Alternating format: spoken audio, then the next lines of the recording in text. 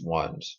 One of the 2,174 comments collected, 1,459 were coded as conspiracists and 715 as conventionalists.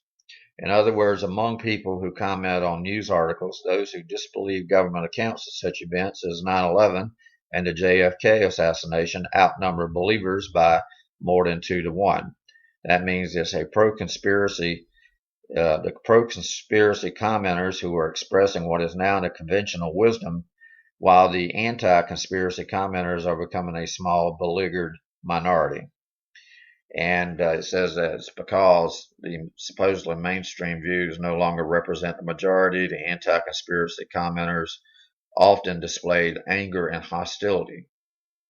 The research showed that people who favored the official account of 9/11 were generally more hostile than when trying to persuade their rivals. Additionally, it turned out that the anti-conspiracy people were not only hostile, but fanatically attached to their conspiracy theories as well. According to them, their own theory of 9/11 is a conspiracy theory holding that 19 Arabs, none of which could fly planes with any proficiency, pulled off the crime of a century under the direction of a guy on dialysis in a cave in Afghanistan was indisputably true.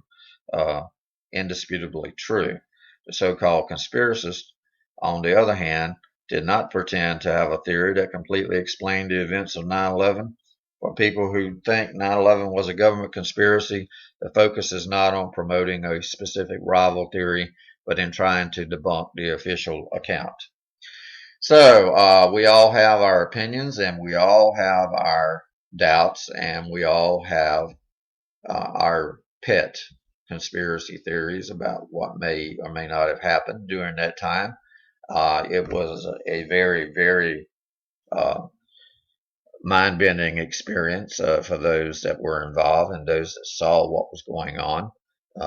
However, we cannot always accept public accounts as being true 100%. Those are reported by media outlets and things that they have a vested interest in keeping their broadcasting license and things of that nature. And they may all have to follow suit and fall in line with the official account, even though secretly behind the scenes they may doubt what they're actually reporting.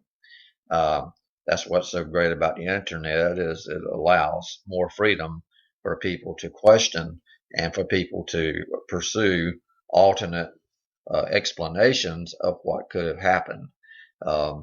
You have to say to yourself, what do you feel is true and what is not? It's all left up to you. All I can say is that this part of the broadcast, we usually try to turn towards an explanation that's been around for a long, long time, and that is, in the Bible, coming from the Holy Bible. We have to look at things from the long-term, eternal perspective. God has given us this book, and a good portion of it is prophecy, and a good portion of the prophecy has already come to pass with 100% accuracy. The Bible is the most scrutinized piece of literature in the world, book in the world, and it's the best-selling book every year in the world. So much so that they don't even mention it anymore, as being the bestseller, but it is. And if you want to get a long view of human history and human future, the future of humans on this earth, you need to look at this book and see exactly what it says about you and your future. What is going on right now is the formation of the New World Order, or the One World Government, and that is foretold. It's been foretold for thousands of years in the Holy Book, and it is foretold that these things will come to pass, and that Mystery Babylon will be destroyed in one day. And there's been a lot of talk about, did prophecy fulfill itself about Babylon being the world monetary system being destroyed in one day, like what happened with the World Trade Center? It's kind of odd that the World Trade Center was targeted supposedly, and that it was the main center for commerce in the world, which was Mystery Babylon as described in the Holy Book, in the Holy Bible. So we all have to look at things and weigh things out for ourselves. I mean, that's what faith is, and God says that we have to live by faith, not by sight. So, if you read the Holy Word and you understand it and you ask for understanding, it will interpret itself. It takes a lot to misinterpret it on your own. Uh, well, you can misinterpret it on your own, but with God's help, He will help you interpret it, and you will see that good will prevail in the end, and evil will be vanquished. Um, so this is a love letter written to humanity from God Himself, and it's been proven over the years. And and you have to look at the things that are taking place, that the big things that have happened, and you have to say, how do I know this happened?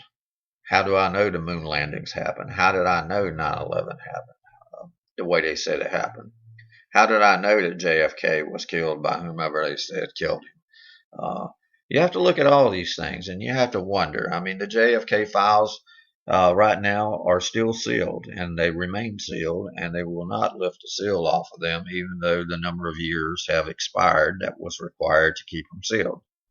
Why did they seal them in the first place? I mean, it lends itself to a lot of questions, and you have to look at things and just say, who's really in charge, and who's really driving, and who is pushing these things, and what agenda do they have, and so forth.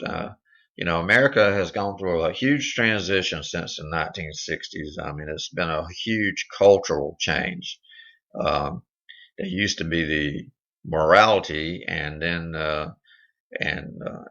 they became a new morality, and then an old morality, and then the new morality became visceral as far as their attacks on the old morality, because they called for the old morality to people to be tolerant of the new morality. And as a result, the majority of the people now subscribe to the new morality and have abandoned the old ways, ways that have existed for thousands of years through conventional wisdom and through the study of God's Word. And as a result, people are now paying a huge price for what they've done. And they're in confusion, they're in chaos, and their lives are wrecked. So we have to look at things from the eternal perspective and the long-term perspective. Sin is rampant because it is not punished immediately.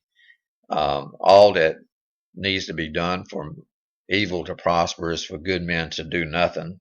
And the tree of liberty requires that it be watered occasionally with the blood of martyrs and the blood of the citizenry. So we have to know what this country stands for and where it stands in the world and why it stands in the world. And we all need to have a deep abiding love for our neighbors and for our country and for our countrymen. We need to all stick together, because they said if we don't stick together, if we don't hang together, we shall all hang separately. So that's the rule of thumb. Being docile and being apathetic and being unattached to a position puts you in a position. It puts you in a position to allow evil to thrive and to grow in this culture. So anyway, this is the end of our program today. I hope this has been enlightening to you, and hope that things are working well for you. I hope that what you're saying about the economy is true, that it is on the mend, but unemployment numbers kind of counteract what has been said in the main media mainstream. And we have to weigh things out for ourselves and look at things, and we have to develop the wisdom and to be able to discern between what is true and what is not. So this is Dan Beasley wishing you a good, happy Saturday and wishing you and yours a good weekend and hoping that you'll join us again Monday for our next episode of the Dan Beasley Show.